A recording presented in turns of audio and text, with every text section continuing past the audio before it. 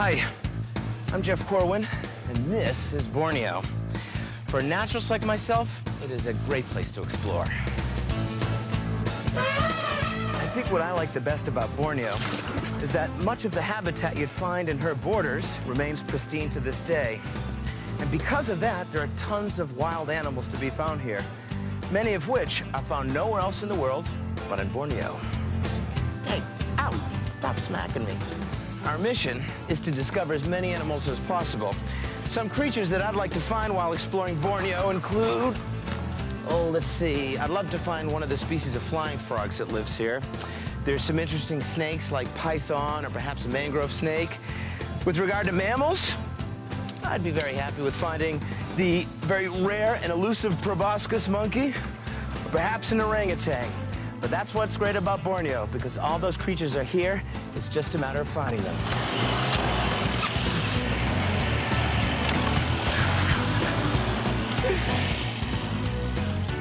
And I think things are gonna be great.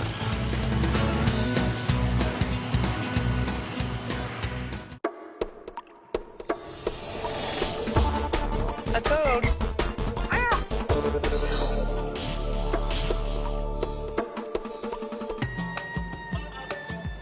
Borneo, the third largest island on the planet, straddles the equator in the South China Sea. What's amazing about it is that it's home to a great array of animals. The Kinabatangan River snakes through the eastern part of Borneo. It's here where I hope to find the jungle's largest resident, the Asian elephant. This is Bert. He's a wildlife biologist, and he's studying a group of elephants that's been moving in this area. On one side of the river, we can see where this herd went into the water. The creatures came to the riverbank, and they went into the water, and they swam across. This river is 100 feet deep, right? Yep. Searching the other side, we discover where they came out. Right there? You can stay here, yeah, Okay. and follow the new track. Yep. Yep. And we have some scat. This is the old dung. Back home, we'd call something like this a road apple, but you'd probably call this a pineapple. It's so big. If you're looking for really fresh elephant dung, this is where to go, right? Yep. This is fresh. You don't get fresher than that. Want to check the nail elephant? Okay, let's go there. Oh, you're See? looking for the toes? Yeah. In order to have a good feel for the direction these animals are moving in, you see the foot, okay? And look, you can see the toes to the front, so he's heading this way, right? Yeah. Okay.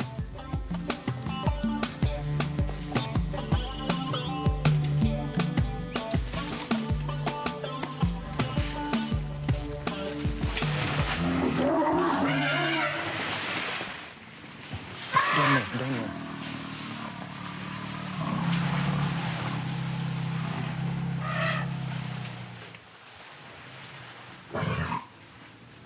It's okay, it's okay.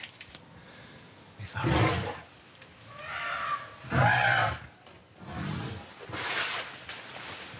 Baby elephant. We found the elephants. They know we're here. So,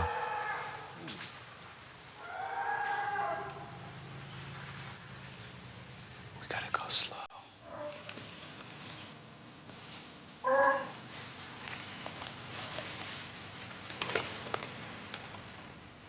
We are surrounded by elephants. Look, watch. Look at this.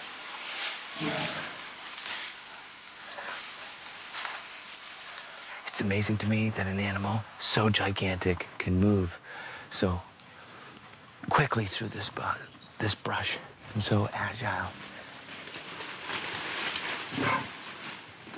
These very intelligent creatures are using their extremely loud vocalization. You know, they're trumpeting to establish territory. So they want us to know that they know that we are here. It's the warning. It's a guy with a twisted sense of humor. These elephants aren't part of the main herd, but a group of unpredictable adolescents that I think are off foraging on their own.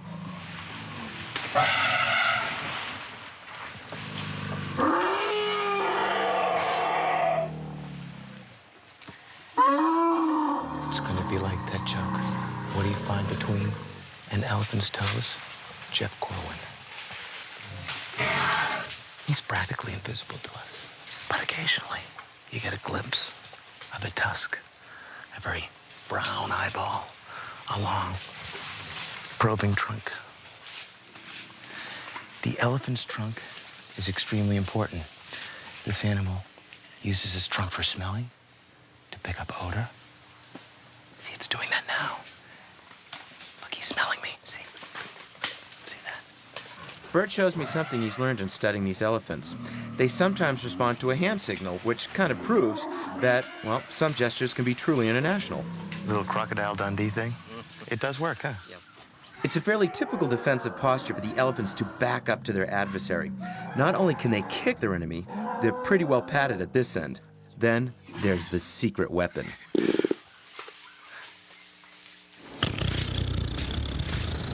Do elephants have a lot of gas? Yeah.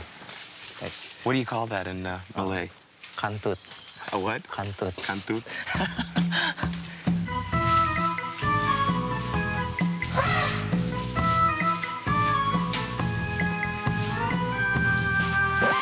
Hey, hey.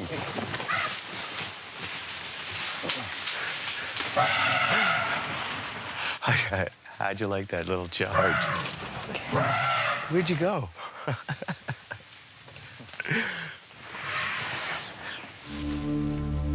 For a moment, it looks like we can back away from them, but then we stumble right into the middle of the herd. Suddenly, the jungle is filled with elephants. Well, it's 5 o'clock, rush hour traffic. We've got a lot of noise here because we've got adults with babies. They're in a defensive line and they're very angry. At this point, we are in danger. You have to hold your ground. If they sense any fear, they're going to use that to their advantage, okay? We just hold our ground. What you do privately in your underpants is your business. Just don't run away. You watch this one right here. Ha. Ha.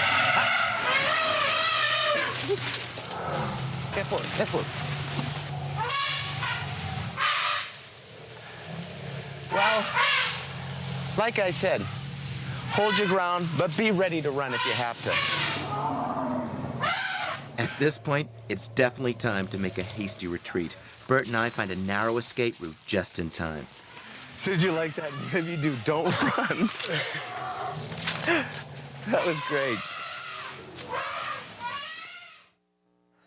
Today was a great day. And I've seen lots of elephants in Africa. And I've seen elephants in Thailand. But I've never encountered an elephant deep in the jungle. And it's very, very eerie, the hair in your back rising sort of experience. It is like being in a horror movie. And there were times that we were really scared.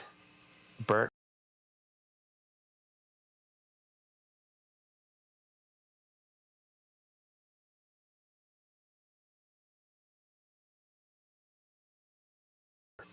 Man, a thrilling day. Hello there. Next in the Jeff Cohen Experience, I'll make some new friends.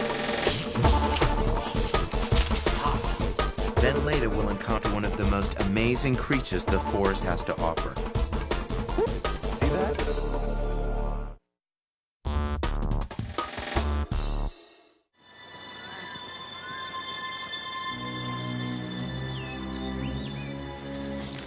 Oh, yeah. Of course I love you. We're going to be together forever. What was that? It was nothing. Yeah, big house, yeah, family, all. Oh my God, Sally! Run, honey, run! Come on, honey, he's behind you! Sally! Oh God, Sally! Get up! Oh, Sally, I told you we shouldn't have been at this nuclear power plant. Come on, baby! Sally, come on, Sally, there's no time, baby. I'm sorry, honey. Can I take your sister to the prom since you're gonna be... I hate when that happens. You know, I don't get much personal time in these trips. All right, true, I was supposed to be looking for the animal that apparently found me. I mean us. Well, all in good fun, I guess. Oh, and remember our TV crew motto, what happens in the road stays in the road, all right? Now, let's go on and look for some smaller primates. This is where the road ends and our primate adventure begins. We're gonna head through this bush and eventually find Cephalok. This wildlife sanctuary called Cephalok, with over 10,000 acres of rainforest, offers us the best opportunity to have a face-to-face encounter with orangutans in their natural jungle habitat. And that's exactly what I hope to do. And what's great about this place is not only will we encounter wild orangs, but habituated ones as well. Orangs which, through a rehabilitation process, are having another lease at being wild once again. Now, if you were a tourist, you'd have to stay in this platform. But I have a permit that allows us to go off-road, so let's do a little exploring.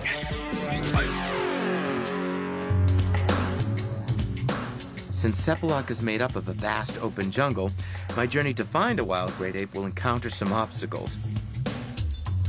Although they're not big, these macaques have some serious teeth. Hello there. Nope. You keep your distance. And being bitten by a monkey is not a pleasant experience. Okay. Maybe I'll wait in the car. Just beyond that cranky macaque are two of Cephalok's treasures. Now that is a great sight. If you look at that. Right above your head is a female, and she's got her baby. What we see is a conservation success story in the making. Keep in mind that that female orangutan was at one time a showpiece pet, robbed from the wild just to show that she could be kept in a cage. When she became too hard to manage, she was left to die. Apparently she doesn't want to hear me talk anymore. But not all of Cephalok's young have mothers. These two beautiful creatures are orphans, and they're getting a second chance in Cephalok.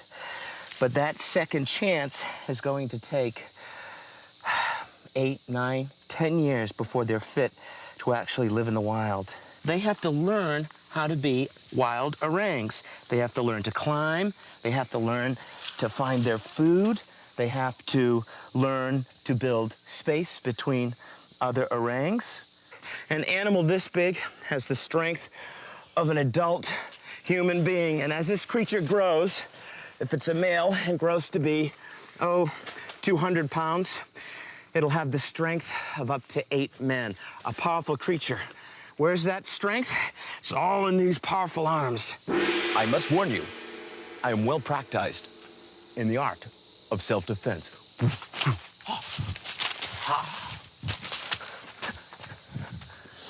This is the platform which serves as a safety zone for these animals. Throughout the years that they have to practice, learn, discover to become wild again, it's this place that they'll come to get their food, to have some human contact, as they learn to live in the wild once again. So what have you been doing with yourself? So how are the kids? Pretty good? Yeah, pretty good, huh? Like me, this orang has taken a liking to deep tissue shiatsu. Yes, you have. Hey, ow, stop smacking me. Stop it. I just want to say thank you to all you guys. You've all been great. Murray, you were fantastic. I'm sorry. Lucy, you did a great job, honey. You did an excellent job, and we'll see you at Craft Services later on. Bye, guys. See you later. These orangs are still learning how to be wild. If we go deeper into the forest, we just might find one that's living on its own. That there, about 35, 40 feet up in the air, is an orangutan nest. Now, this creature will build one of those each and every night, and it can be as high as 60 feet. And as you can see, this one is occupied. You can actually see he's pulling in these leaves and weaving them into the main frame of the nest, patting it up, distributing the weight of his body across a layer of leaves. And there he is. Wow. Hey there. Hey, look at him. He's just looking at us. Yes, hello. Whoa, look at you.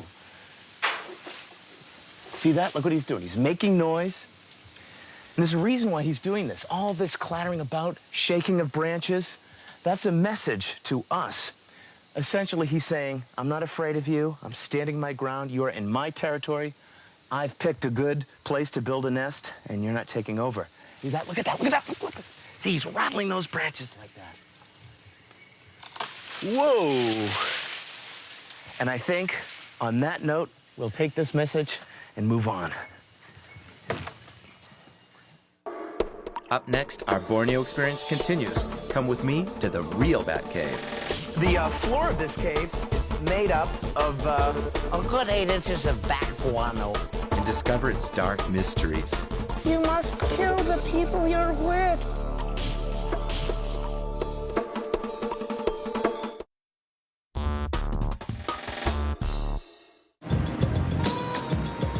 what I love about being in an Asian market. You've got everything at your fingertips, everything from the exotic to the familiar. If you lived in Borneo, especially if you lived in Kuching, this is where you'd come every Sunday to prepare your meal. You could buy fresh vegetables, salted vegetables like this bok choy. I think this is a mocha version of a Rice Krispie treat. I'm with Interpol, and it's this whole black market thing. We're getting people on CDs. We're also getting them on the Rice Krispie treats. I'm only joking. It looks delicious. I'm gonna go home weighing 300 pounds. Let me see this. Oh, that's awesome. I think I see like a holy icon in this one. You might want to save this. You gotta look at this. Look inside this container. Now, it might not look like gold to you, but in Asia, this is worth more than gold. I'm gonna open it up, let you take a look. This rubbery material has been harvested from the nest of a swiftlet. That's a bird that dwells inside a cave. And in Asia, it is believed that this nest, which is constructed of saliva and feathers, has many medicinal properties. And because of the great labor it takes to harvest these nests and their rarity, this stuff is extremely expensive. In Borneo, these nests are found at the Gomatong Caves on the eastern coast. It's a massive cave system with a huge central grotto. It's not only home to these birds, but to bats as well. Look at this. It's huge. So I'd like to welcome you to your new home. Now, it's a little bit of a fixer-upper, and I think you need some imagination. But I think someone who's a little handy, who's, a little cleaning up here, it's real gonna be a beautiful place. Have you ever heard the saying, knee deep? Look at that. The floor of this cave, look at this, is made up of, A good 8 inches of bat guano. and swift guano.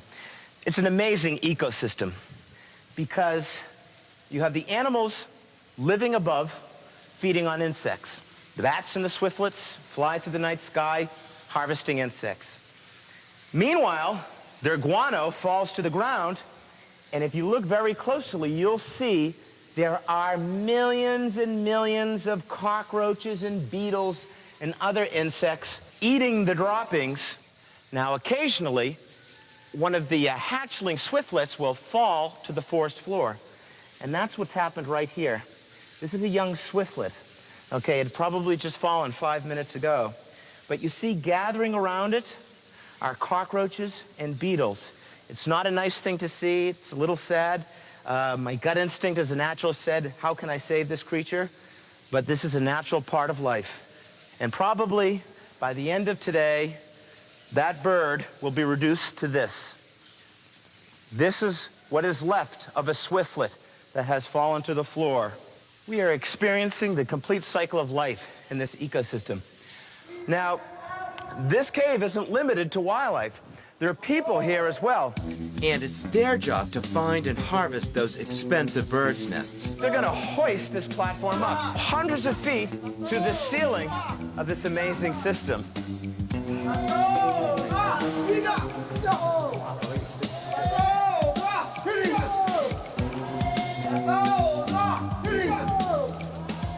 he's going to rig me with a lipstick cam. This one on top of your head. Okay, that way, because I'm going to climb up there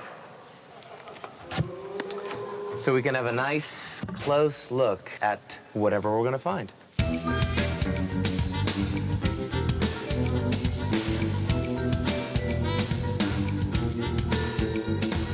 It's too dark up here for a regular TV camera, so I've got to use this infrared camera. Now, you're not afraid of heights, are you? The workers climb up the scaffolding, okay? And then they've got this basket right here, okay? And all along here are the actual nests. There's a swiftlet nesting, and they've made this nest out of saliva and feathers. You can actually see, there's one right there. She's nesting. First, this creature builds the nest, okay? Then they harvest the nest before she lays her eggs.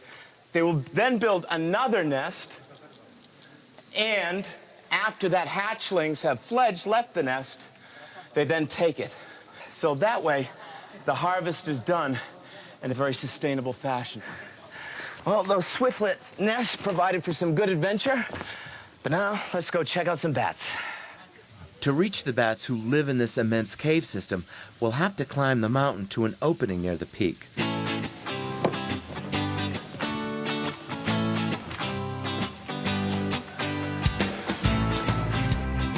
The rocky and treacherous trail keeps on going up and up at a challenging incline. That's where we're heading. After finally reaching the mouth of the cave, look what crosses my path. Miss Jeffrey, I have come to tell you something. What is it? You must leave immediately. Go that way. Follow me.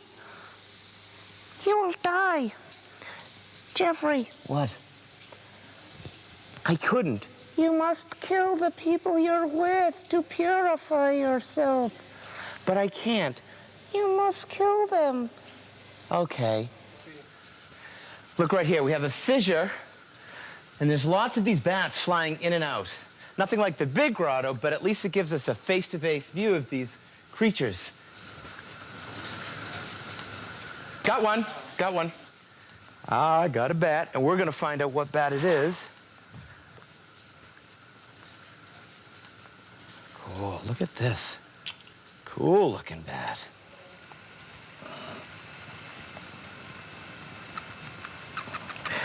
And this is how you hold a bat when you're studying them. Oh, wow, these guys are really cool.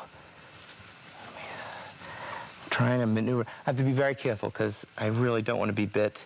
Even with the rabies vaccination, you still don't want to be bit. And as you see, this guy is biting. Oh, he's beautiful. This is definitely an insectivorous bat. It's sending out that high-frequency sound wave.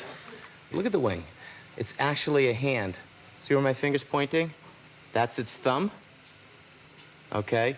My middle finger is touching its index finger. And this, my pinky, is touching this animal's pinky. If you look just above its nose leaf, that's that crest of skin. It's kind of shaped like a horseshoe, and that's why they call it a horseshoe bat.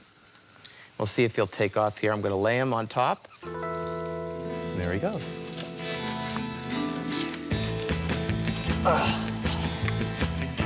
Alrighty. If all goes as planned, you're about to discover a new meaning for the word swarm. And it's going to take place right up here. Careful, you don't want to fall. Look what's happening. This cave,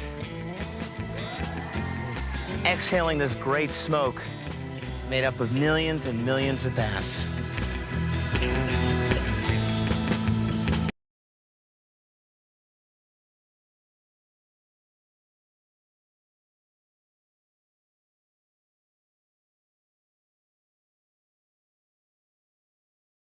And apparently lacking in any social graces.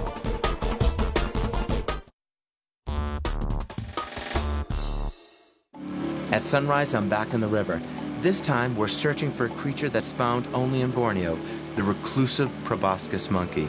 I'm not a morning person. But I think this is the only way we're going to successfully find those proboscis, get a good look at them anyways. And that's by starting nice and early. So here we are. Good morning. It's 5:30. Hello. Cup of coffee, please. And a Danish. Oi. And wherever you look, if you let your eyes focus in between the darkness between the branches, you will find some sort of interesting creature. Look, look. Proboscis monkey. That's a proboscis monkey. Moving throughout the branches is one of the rarest primates in the world. It's got a big, long muzzle. It's a sort of a rounded belly.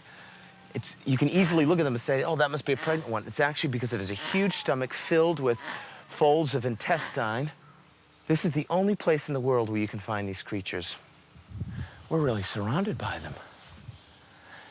Okay, the females have a smaller proboscis or nose. The males have a really huge one, hence the name, proboscis. He is right above my head. And he is not only right above my head, he has just peed on my head. It doesn't get any better than that.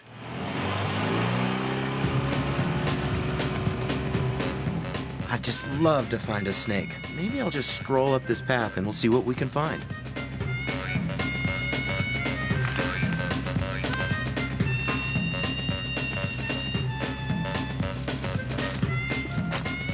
You know, I am feeling a slightly irritating itch.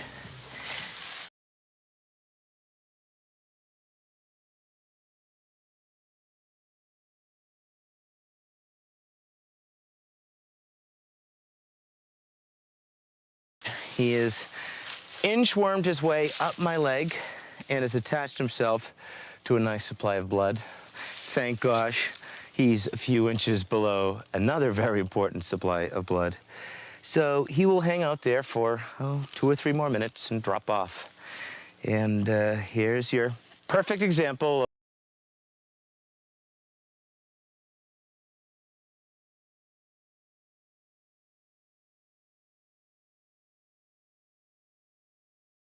Because in my hands is a frog that I've wanted to catch my entire life. This is the folklore of frogs for herpetologists. Oh, whoop, see that? This is the harlequin tree frog. Now, not only is it a tree frog that's built for living above the ground, but unlike other frogs, this creature, where are you gonna go? Can glide. Do you see that? He can actually glide. I don't know if you can see his toes. There he goes. You can see his toes, but like all or many types of frogs, he has webbing. Now, most frogs are using that webbing for swimming, but he's using the webbing between his toes as a mechanism to create lift. In simple terms, he's got 4 parachutes, see? 2 parachutes to the front and 2 parachutes to the back. Come on. Okay, I did find some wildlife, Still drinking. but I still want to find a snake. I mean, I just need to find a snake.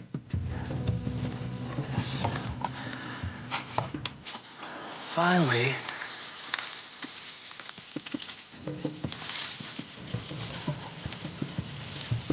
Oh, yeah.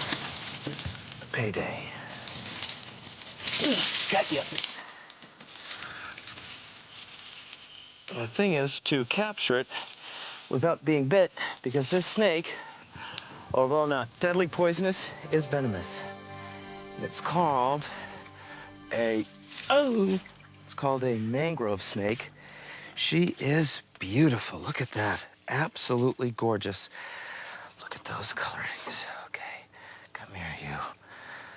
Let me see you up close. Try to position her like this. There she's in the boat.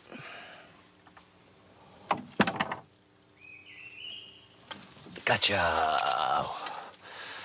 Look at that. Man, beautiful colors. Bands of black and yellow. These colors, okay, are a way of warning potential predators that it is venomous. It has a diverse diet, and it'll eat everything from birds to lizards to other snakes to rodents, all sorts of things.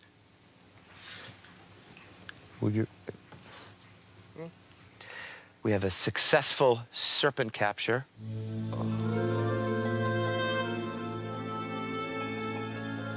Why did I do that? Why did I do that? Did you ever do something stupid that you wish you didn't do? Oh, he's okay. He's good. Now that I've had a successful serpent capture, I can take a deep breath, because for a minute there, I thought I had lost my mojo.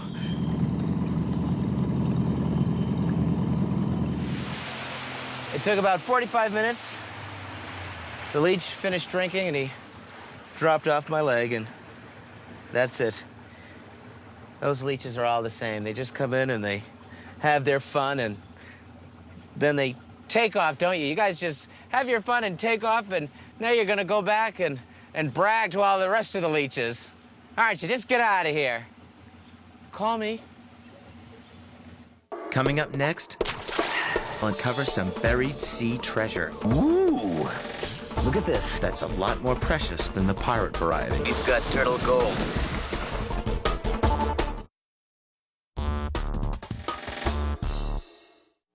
Sandakan, a small city on the northeast coast of Borneo. To get to my next destination, I'll need, you guessed it, another boat. Is this your boat? Yeah. How much is it for the day? Fine by me. I'm a very experienced mariner.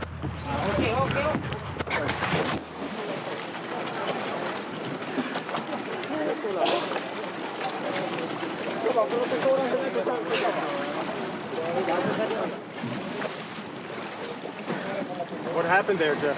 What happened there? It's a little choppy, and I went to get on the boat and fell off, and I have to say I feel rather refreshed. Well, this is the plan. We're now going to be heading to Makunang Island.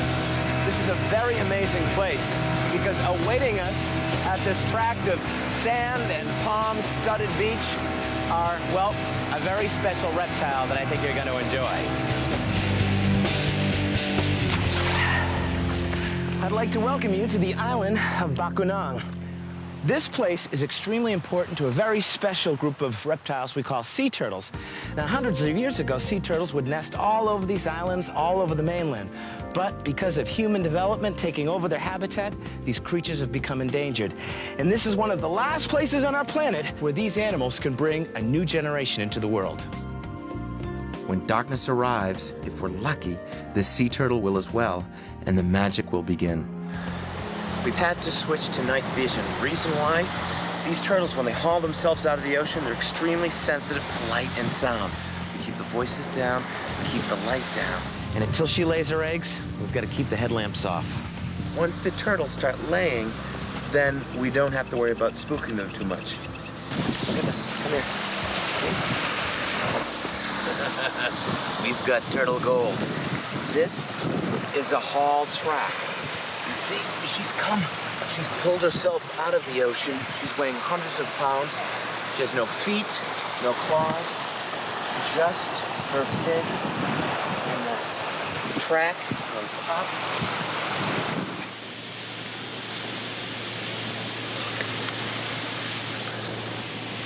She's digging a hole for her eggs. That's where she's gonna lay them.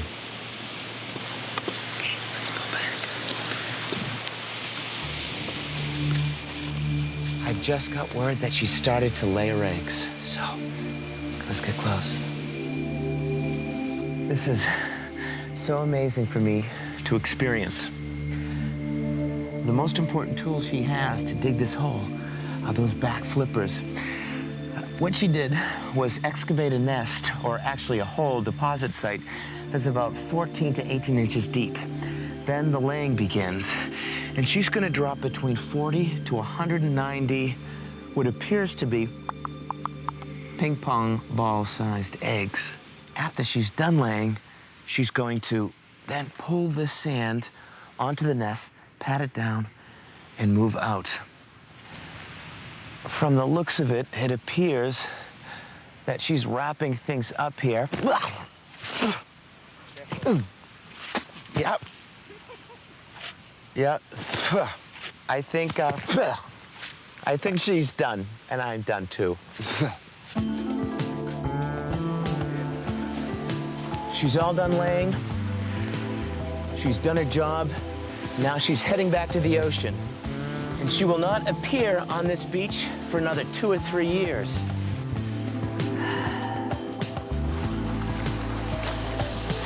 There you go, Mom. That mom turtle did a real good job. And now she's free to be a sea turtle once again. Before any predators had the chance to dig up these eggs, Chief Park Ranger Alfred Ajou and his assistant beat them to it. Can I touch one? Okay, no problem. Look at this. Fresh egg. It's fresh eggs. Everybody likes fresh eggs. Of course, if you make an omelet out of this fresh egg, you're going to jail, right? Hey, what, do we take it back to the hatchery? Yeah, take it back to the hatchery. Okay. Holland. Works for me. Let's take these back, and I'm going to get some of the sand off. Okay. Okay, great. The island's hatchery is filled with thousands of eggs, and each nest is protected by a wire mesh. Oh, man. Is this exciting or what? These turtles have been incubating for about 60 days, and they started, pushing their way through the eggshell. Actually, I'll show you how they do that. You look on the tip of this animal's nose, you'll see there's a point. That's called the caruncle. Now, the next step is to transplant them to this bucket, but for that we need Alfred. Hey, Alfred. Yeah. Well, guess what? The nest has exploded and we have tons of turtles here. So what do I do? You put it in the bucket. Okay. You have to count it. And I'll count it. One by one. Okay, 1, 2.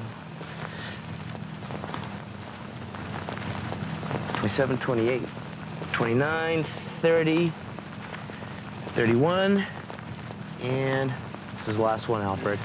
Okay. 32, last but not least. In the wild, less than 2% of these turtles would ever make it to the water. The elements or predators would claim almost all of them. So the next step is freedom. Yeah, freedom. Freedom. Yes, yeah, freedom. I think they'll like that. Are you ready? Yeah, ready. Okay, let's go. With human intervention, 80% of the eggs can hatch. This gives even more babies a chance to survive. Just think, this creature is going to head to that ocean, and hopefully with some luck, in about 20 years, she's going to come back and lay her eggs right where her life began. Ready? Yeah.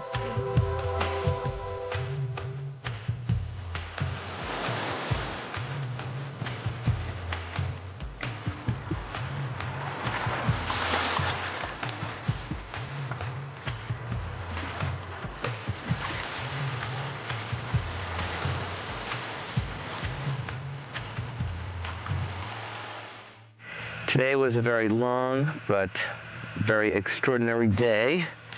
For me, the best experience was to watch those baby green turtles pour out of the hole, and then to be able to participate in that experience, actually picking up those baby sea turtles, those hatchlings, and then releasing them. Coming up, poisonous snakes crawling out of the sea and covering an entire island. Sounds like heaven to me. Is this not beautiful or what?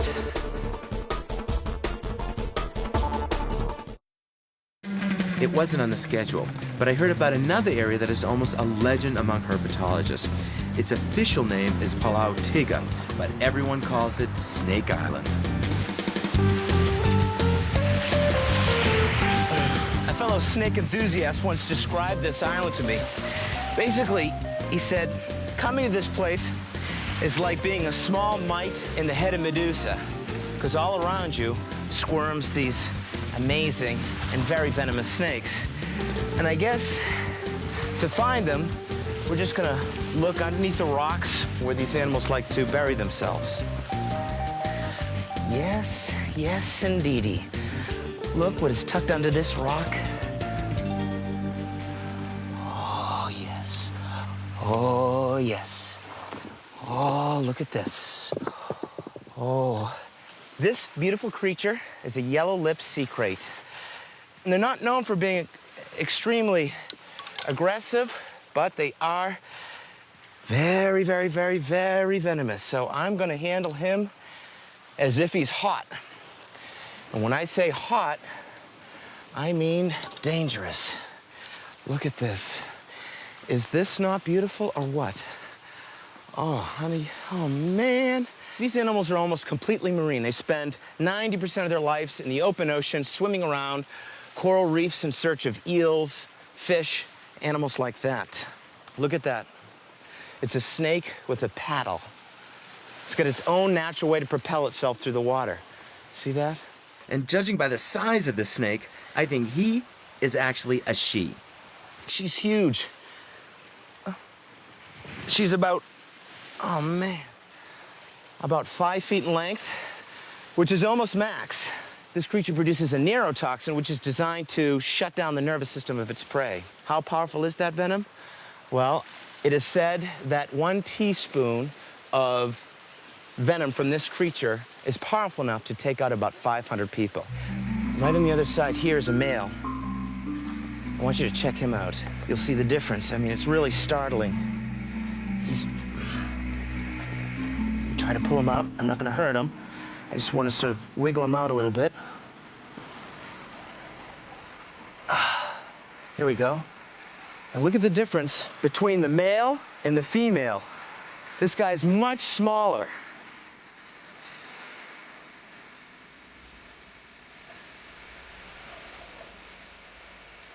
There we go.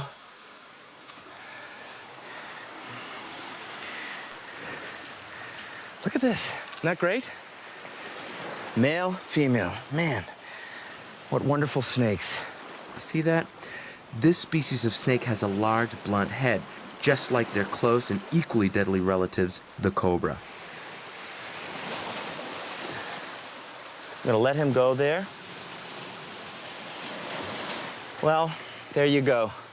Another amazing and exciting Borneo experience. A beautiful yellow-lipped sea crate.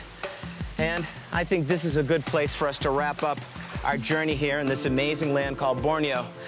We should keep in mind that animals like this and habitats like this island and the rainforest and the interior of this land are limited resources. And if we want them in our future, we have to begin conserving them today. So, let's let her go. And the next time I see you, we'll be on the Jeff Corwin Experience. Freedom!